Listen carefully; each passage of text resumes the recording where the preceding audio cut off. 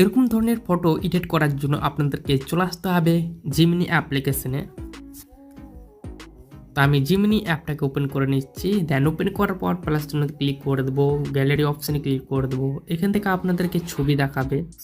এখানে আপনার গ্যালারিতে যতগুলো ছবি আছে এখানে শো হবে। তো জাস্ট এখানে আপনারা দুটি ফটো নিয়ে নেবেন। তো এখান থেকে আমি নিয়ে নিচ্ছি। ফটোটা নেওয়ার পর ডনে ক্লিক করে দেবেন। ফটো দুটো অ্যাড হয়ে যাবে। অ্যাড হওয়ার পর এবার আপনাদেরকে ফর্ম অ্যাড করতে হবে। তো এখানে আমি অ্যাড করে দিচ্ছি। এই ফর্মটুকুলো পেয়ে যাবেন আমার ভিডিও ডিসক্রিপশন বক্সে। আপনারা কপি করে নেবেন। দেন কপি করে এখানে কপি পেস্ট করে এখানে সেন্ড বাটনে ক্লিক করে দেবেন।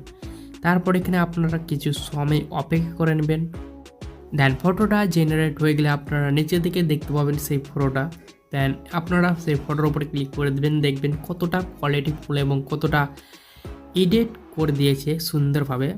তো এই ফটোটাকে সেভ করার জন্য আপনারা সেভ অপশানে ক্লিক করে সেভ করে নেবেন।